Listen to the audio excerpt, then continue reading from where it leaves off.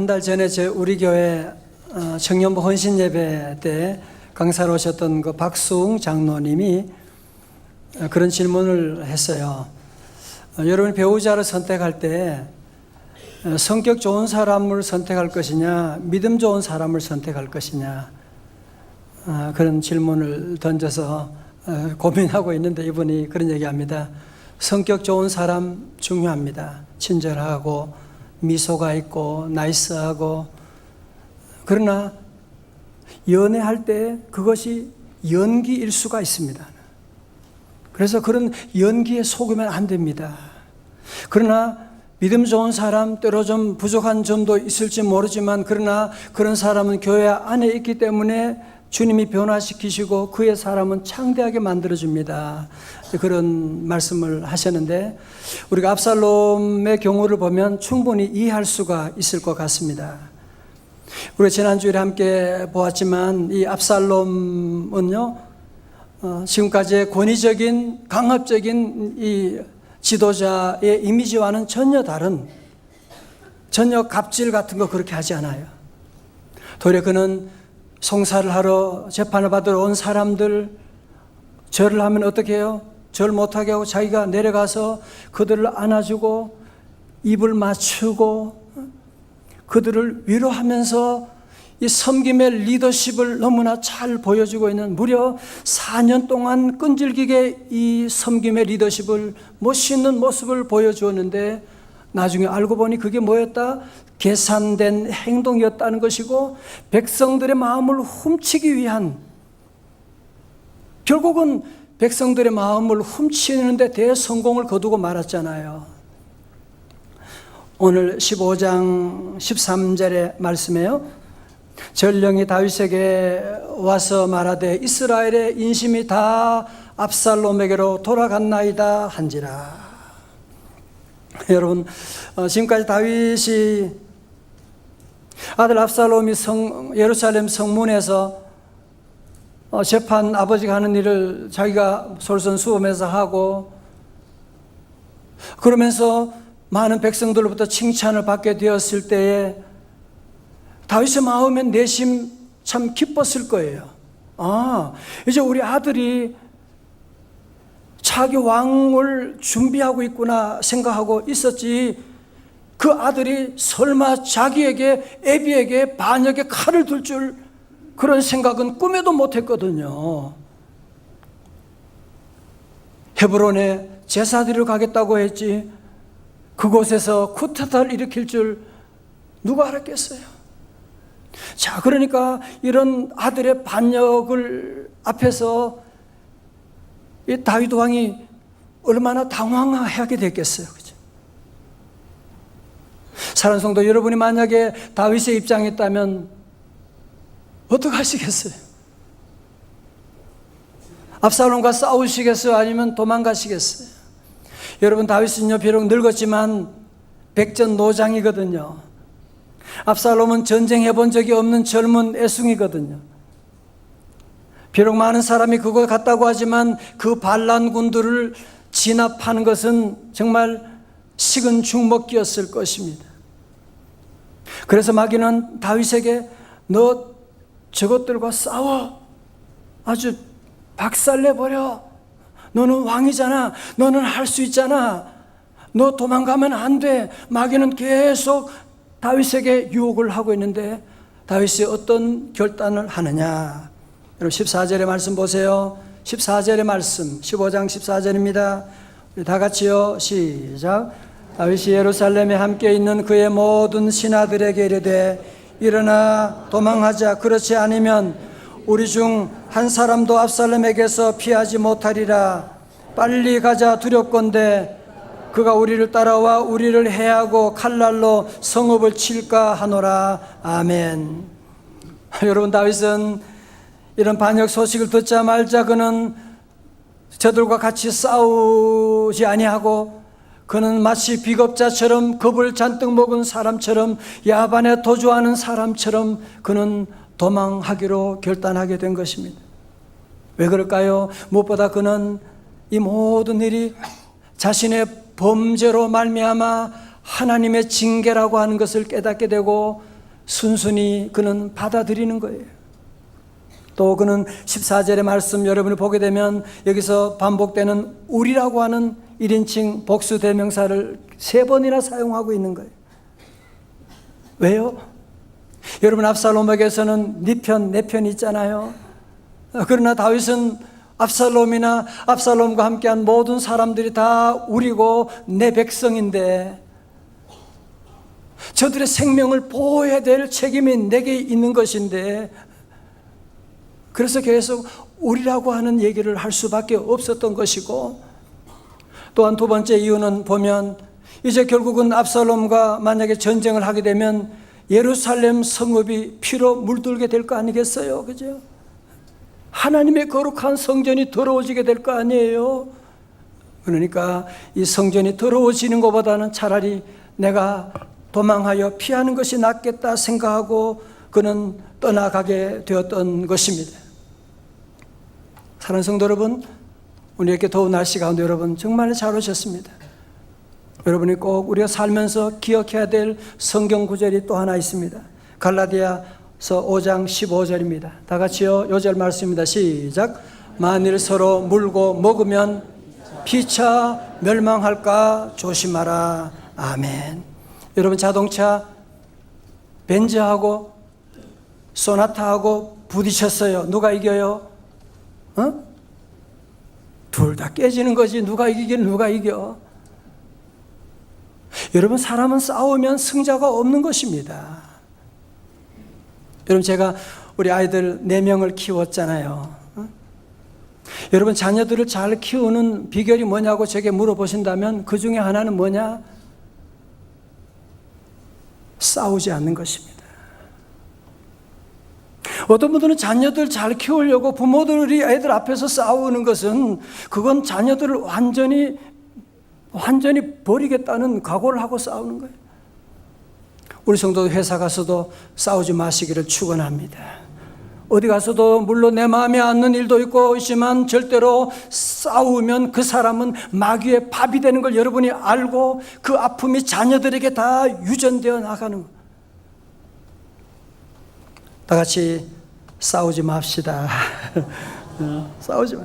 고린도전서 10장 31절입니다. 그런즉 너희가 먹든지 마시든지 무엇을 하든지 다 같이요. 시작. 다 하나님의 영광을 위하여 하라. All for the glory of God. 우리는 무슨 일을 하든지 하나님의 영광을 위해서 하다. 다 같이 하나님의 영광을 위하여. 하나님의 영광 위해서 때로는 참기도 하고 양보하기도 하고 필요하면 도망가기도 하고 그러는 거죠. 결국은 하나님께 영광하면 그 모든 축복이 내게 임하게 되는 것이거든요. 자, 특별히 오늘 말씀은요, 다윗이 인생의 최대 위기 가운데서도 하나님께서 그에게 충성스러운 사람들을 붙여주세요. 첫 번째 사람이 가드 사람 이때입니다. 다 같이 이때. 예, 기억하십시다. 19절의 말씀이에요. 그때 왕이 가드 사람 이때에게 이르되 어찌하여 너도 우리와 함께 가느냐? 너는 쫓겨난 나그네인이 돌아가서 새로운 왕과 함께 네 곳에 있으라. 20절입니다. 다 같이요. 시작. 너는 어제 왔고 나는 정처 없이 가니 오늘 어찌 너를 우리와 함께 떠돌아다니게 하리요. 그러면서 뭐요? 너도 돌아가고 네 동포들도 데려가라. 은혜와 진리가 너와 함께 있기를 원하노라 하니라. 아멘. 여러분, 가드라고 하는 이름 들어보셨죠? 그죠? 가드 사람 이때라고 하는데, 가드가 바로 어디냐면 블레셋 골리앗의 고향이 바로 가드예요. 가드. 다시 말해서 이때는 이방 사람이고 용병으로 쓰이게 된 거예요. 자, 여러분, 지금 다윗은 정말 지푸라기라도 붙잡아야 되는 상황 아닙니까? 지금 이런 어려울 때 한 사람이라도 도와주면 얼마나 좋겠어요. 그런데 이때는 그와 함께 600명이나 되는 아주 병사들이 그와 함께 있으니까 이때가 따라온다 하면 얼마나 좋은 일이겠어요. 힘이 되겠어요. 그런데 다윗이 이때에게 뭐라고 말해요? 이때라 주의 긍휼 그 얘기 안 하고 있죠. 뭐라고 합니까? 정리하면 지금 이미 인심이 새로운 왕 압살롬에게 기울었는데 너희들 나 따라오려고 그러지 마. 새로운 왕 따라가고 너희 동포들도 다 데리고 그를 따라가서 이제 좀 편안하게 살아야지 왜 도망가는 나를 따라가려고 하는가. 그러면서 하나님의 은혜와 자비가 함께하기를, 진리가 함께하기를 원하노라, 그렇게 복을 빌어주는. 여러분 보면 이제는 다윗은 옛날과는 달리 이렇게 남을 배려하는 그 모습, 자기보다도 남을 생각하는 이 모습이 너무나 아름답지 않습니까? 옛날에 중학교 영어 시간에 영어 단어 시험을 치는데 그 before라고 하는, 전에, 앞에라고 하는 단어 뜻이 뭐냐고 질문하는데 얘가 모르겠는 거예요. 그래서 옆에 친구한테 야 뭐야, 그러니까 얘가 보여주면서 전이야, 전. 그것도 몰라, 전이라니까. 그래서 제가 봤어요. 답을 쓰기 시작했어요. 근데 답을 똑같이 쓰면 또 선생님이 컨닝했다고 할지 모르니까 그래서 붙인 게 이렇게 썼다는 게 뭐 그런 얘기예요. 이거는 배려긴 하지만 별로 안 좋은 배려이긴 하지만 참 배려한다고 하는 이 단어가 참 아름답잖아요, 그죠? 자, 그러자 여러분 이제 다윗의 권고에 블레셋 사람 이때가 어떤 결정을 하는지 보실까요? 21절입니다. 다 같이요. 21절요. 중요한 구절입니다. 시작. 이때가 왕께 대답하여 이르되 여호와의 살아계심과 내 주 왕의 살아계심으로 맹세하옵나니 진실로 내 주 왕께서 어느 곳에 계시든지 사나 죽으나 종도 그곳에 있겠나이다 하니 아멘. 다 같이 아멘. 여러분 세상 사람들은 지금이나 과거나 똑같아요. 성공의 길이 어디냐? 성공의 줄을 잡으려고 줄을 서는데 모두가 지금도 마찬가지죠. 어떻게 하면 줄을 쓸 것이냐라고 하는데 오늘 여기 이방 사람, 이 가드 사람 이때는요 그런 줄을 따라가지 않고 줄을 대지 아니하고 도리어 어쩌면 이제는 다 완전히 망해가지고 도망가는 이 다윗에게 하나님 여호와의 살아계심을 두고 맹세합니다. 나는 죽어도 당신을 떠나지 아니하겠습니다. 마치 룻이 시어머니 나오미에게 내가 죽어도 어머니 믿는 하나님을 떠나지 않겠다고 하는 고백처럼 이 놀라운 고백을 하고 있는 거예요. 사랑하는 성도 여러분, 이 세상에 독불 장군은 없다고 하지 않습니까? 다윗이 아무리 위대하다고 하지만 다윗이 혼자 독불 장군이 아니고 이런 다윗과 함께하는, 다윗을 믿어주는, 다윗을 위해 기도해주는 이런 이때와 같은 이런 충성스러운 신하들이 함께 있어 왔기 때문에 그런 것이거든. 저도 마찬가지죠. 우리 교회 13년 역사 가운데 우리 교회 가운데 가장 부족한 사람은 저일 거예요. 그러나 충성스러운 장로님과 안수집사님, 권사님들, 우리 집사님 교우들이요, 교사들이요, 얼마나 잘하는지 모릅니다. 이런 분들이 함께 저를 도와주고 기도해주고 함께 하니까 여기까지 오게 된 것이지. 여러분, 그래서 다윗도 혼자가 아니라 이런 믿음의 공동체 안에 있기 때문에 그가 모든 어려움을 극복할 수가 있었고 위기를 가운데도 다시 회복의 역사를 보게 된 것입니다. 사랑하는 성도, 오늘날 우리 현대를 살아가는 현대인들이 이렇게 힘든 이유가 어딘지 아시죠? 여러분이 힘든 것은 고통이 많아서 힘든 것보다도요, 현대인들은 고독해서 힘든 거예요. 내 이 아픔을 함께 나눌 수 있는, 얘기할 수 있는 그런 사람이 없기 때문에 현대인들은 더 큰 아픔 가운데 들어가고 있는 것이거든요. 저는 돌아보면서 요즘 늘 감사하는 제목이 하나 있어요. 저희 가정도 얼마나 정말 저주받은 가정, 무너지는 가정이었고 저도 죽을 병에 걸린 일도 있었고 많은 어려움이 있었지만 한 가지, 저는 지금까지 교회 공동체를 떠나지 않았어요. 교회를 통해서 하나님이 우리 가정을 이렇게 회복시켜 주시고 인도해 주셨고, 요즘 우리 자녀들 보면 너무 귀하잖아요. 한 명, 두 명. 여러분 부탁드립니다. 우리 자녀들 꼭 교회 신앙 공동체 안에서 자라게 하십시오.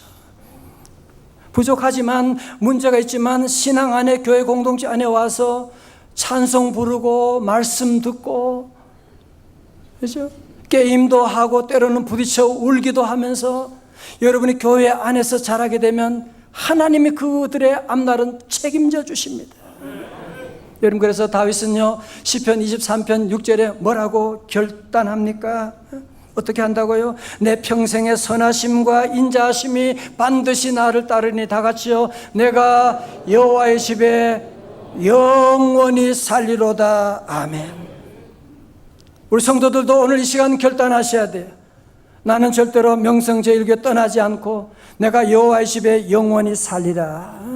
우리 아이들도 하나님의 교회에서 내가 믿음 안에 키우리라 여러분이 결단하고 나가면 하나님의 복이 여러분과 영원토록 함께할 줄로 믿습니다.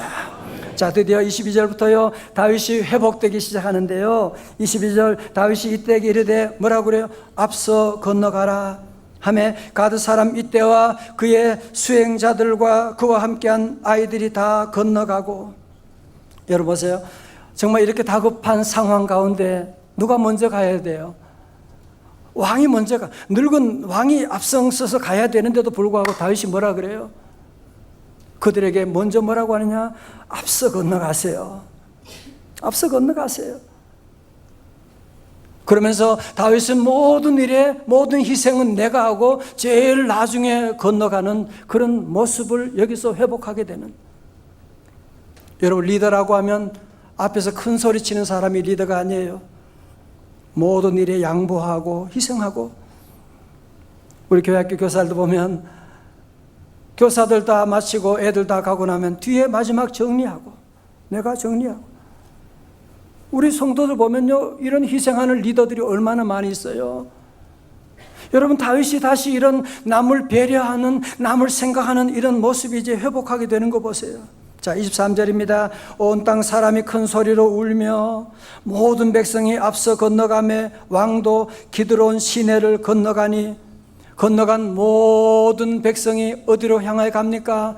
광야길로 향하니라. 아멘. 여러분, 이제 여러분 그림 지도를 여러분 잠깐 보시게 되면 이제 그동안 어디에 있었던 거예요? 왕도 예루살렘에 있었는데 예루살렘을 이제 떠나서 이제 드디어 기드론 시내를 건너가게 되는 거예요. 여러분, 기드론이라고 하는 말의 뜻은 히브리 말로 어둡다, 한탄하다 그런 말인데요, 이제는 다윗이 예루살렘을 활했던 예루살렘 궁궐을 떠나서 이제는 기드론 시내를 건너 풀 한 폭이 없는 광야로 들어가게 되는 거예요. 여러분 가운데도 아마 이런 아픔을 겪는 분이 계실 거예요. 정말 옛날에는 너무너무 좋았는데 이제는 정말 오늘 이 시간 기드론 시내를 건너는 분, 정말 풀 한 폭이 없는 광야로 들어가는 분이 혹시 계실지 몰라요. 여러분, 놀라운 사실은요, 다윗이 이때에 하나님 보는 눈이 열리기 시작하는데 그가 쓴 시가 바로 이때 쓴 시가 시편 63편 1절입니다. 하나님이여, 주는 나의 하나님이시라. 내가 간절히 주를 찾되 물이 없어 마르고. 바로 이 얘기하는 거 아니에요, 그죠? 황폐한 땅에서 내 영혼이 주를 갈망하며 내 육체가 주를 앙모하나이다. 다 같이 아멘. 그 어려운 가운데서 주님을 바라보는 거예요. 여러분, 더 놀라운 사실은 1000년이 지난 다음에 하나님의 아들 예수 그리스도께서 이 기드론 시내를 건너서 겟세마네 동산으로 올라가셔서 십자가에 돌아가시는 역사를 이루게 되는 것입니다. 자, 두 번째로 다윗 곁에 있었던 대제사장 사독입니다. 다 같이 사독. 사독이란 이름. 24절에 보라, 사독과 그와 함께한 모든 레위 사람도 하나님의 언약궤를 메어다가 하나님의 교회를 내려놓고 아비아달도 올라가서 모든 백성의 성에서 나오기를 기다리도다. 여러분, 언약궤 아시죠? 그죠? 언약궤.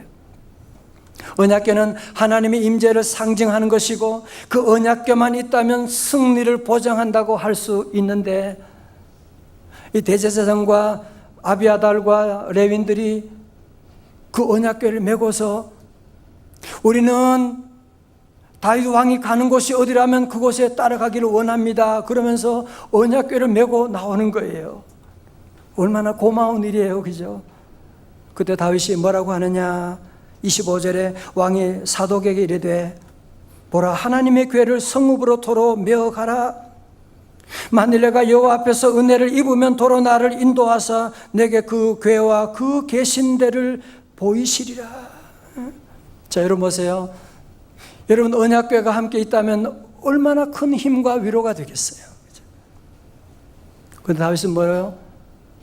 내가 비록 나는 범죄해서 하나님의 징계 가운데 광야를 유리방황하지만 이 하나님의 궤가 무슨 잘못이 있다고 나 같은 죄인과 함께 방황할 수가 있단 말이야.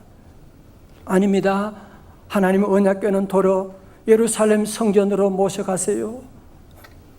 만일 하나님이 내게 은혜를 주시면 내가 다시 그 성전으로 돌아가서 언약궤를 보게 될 것이고, 그렇지 않으면 할 수 없을 것입니다.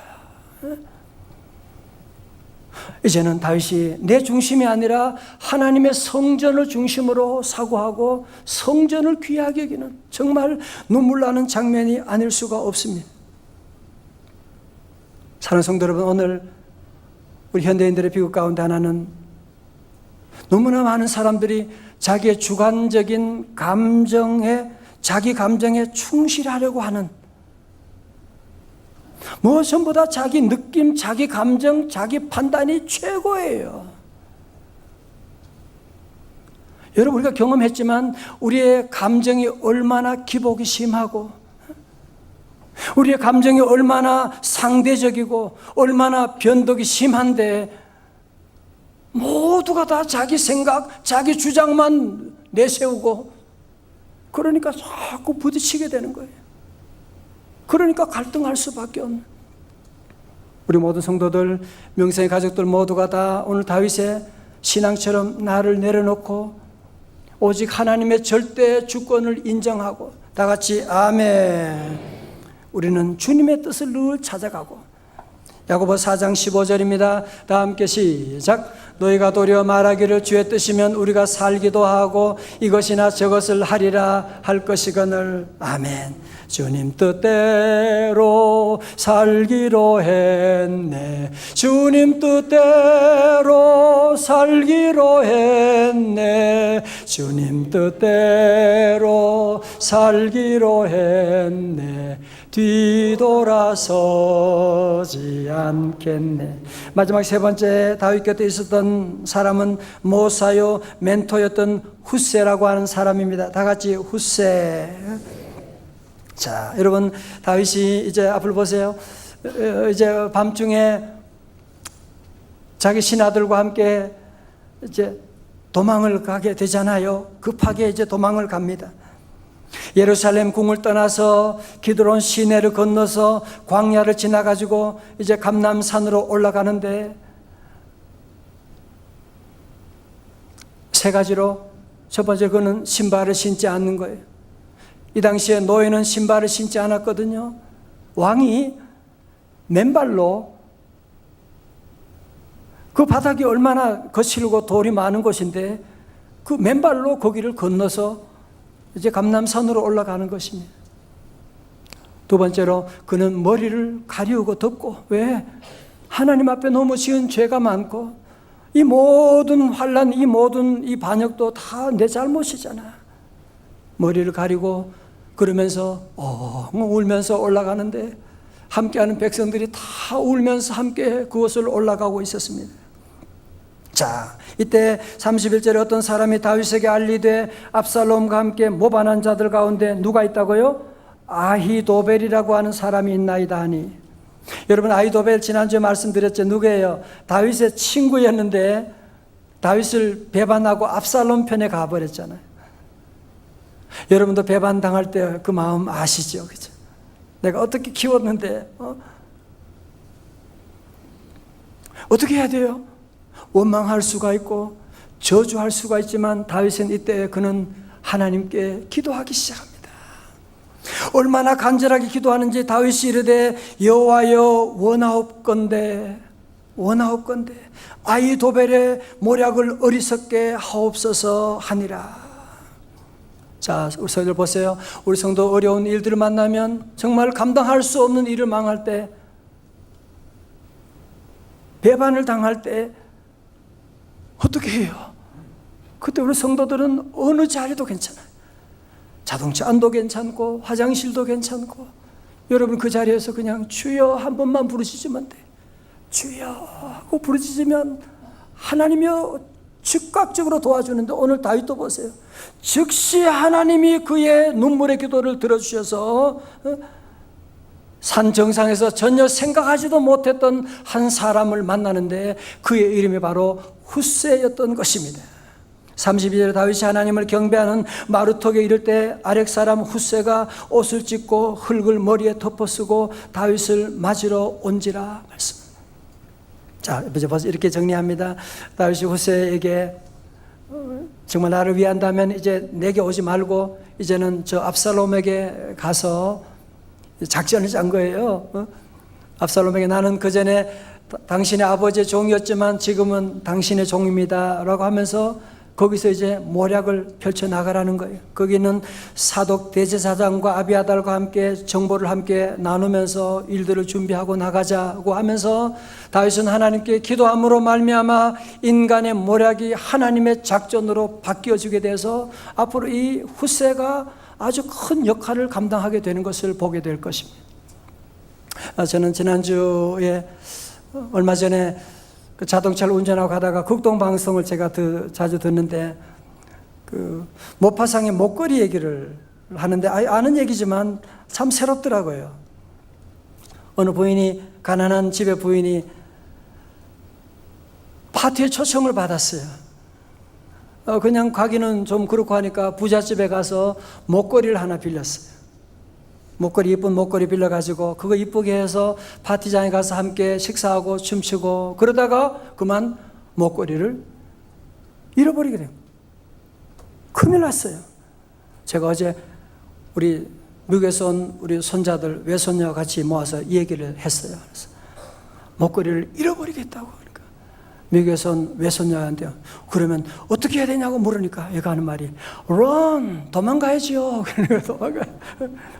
도망가야 된다 그런 얘기하는데, 아니, 도망갈 수가 없죠. 어떻게 하겠어요. 그래서 이 부인은 남편과 상의해서 정말 빚을 내가지고요, 목걸이 보석이 얼마나 비쌉니까? 빚을 내가지고 친구한테 그 사주고, 그리고 무려 수년 동안 정말 뼈 빠지도록 일해가지고 그 빚 갚는데 거의 10년 세월이 지나고, 그리고 10년 세월이 지나서 어느 날 그 친구를 또 만나게 된 거예요.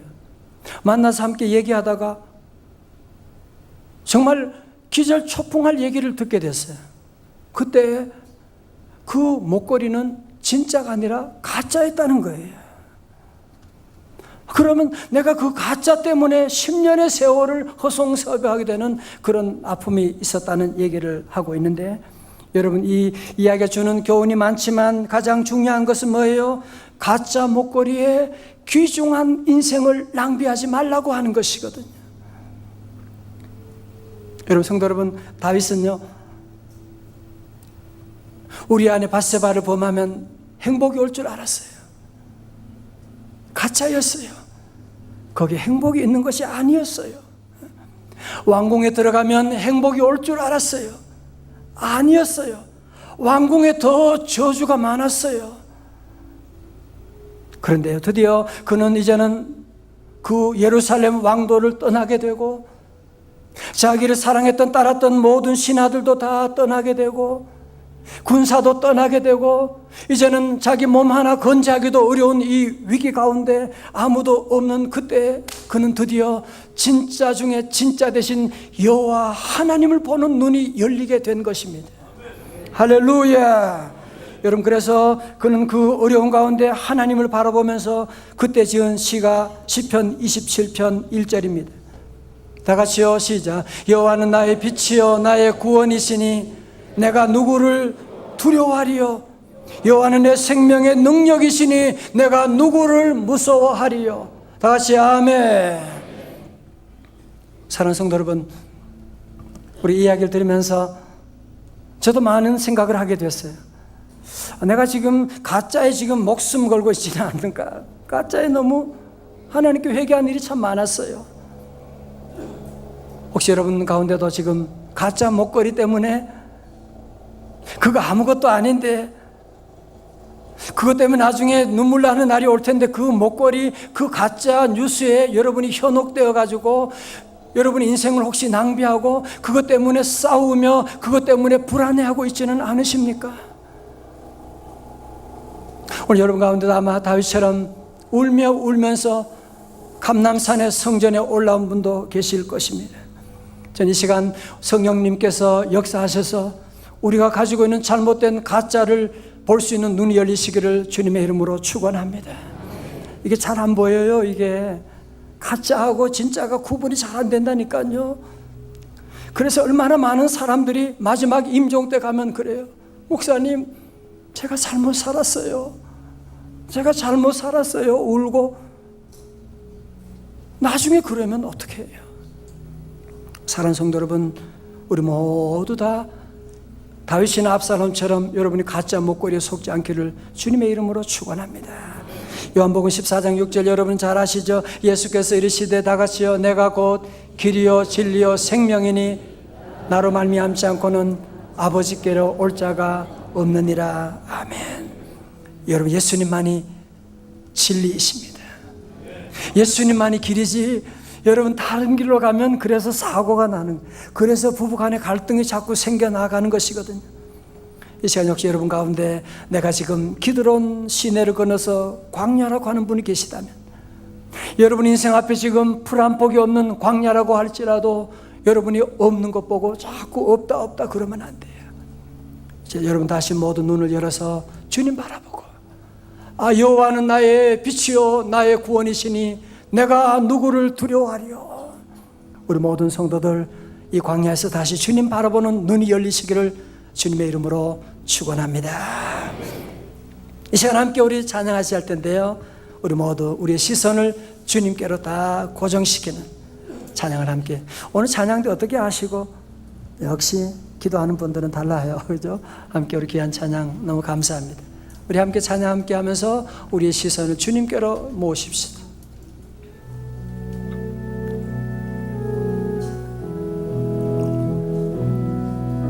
내게로부터 눈을 들어 주를 보기 시작할 때 주의 일을 보겠네.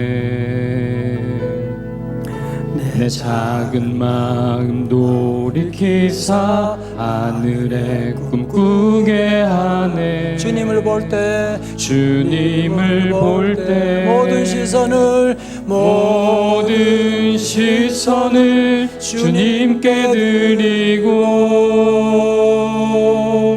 전능하신 하나님을 느낄 때 내 삶은 주의 역사가 되고 하나님이 일하기 시작하네. 성령이 나를 변화시켜 모든 두려움 사라질 때 주의 일을 보겠네. 황폐한 땅 한가운데서 주님 마음 알게 되리. 주님을 볼 때 할렐루야. 모든 시선을 주님께 드리고 전능하신 하나님을 느낄 때 세상은 주의 나라가 되고 하나님이 일하기 시작하네. 주님의 영광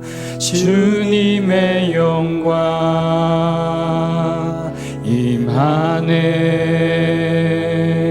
주 볼 때 주님의 영광 임하네.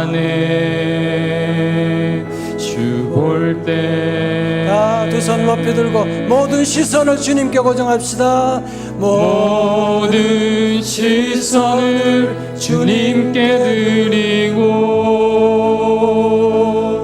살아계신 하나님을 느낄 때 내 삶은 주의 역사가 되고 하나님이 일하기 시작하네. 하나님이 일하기 시작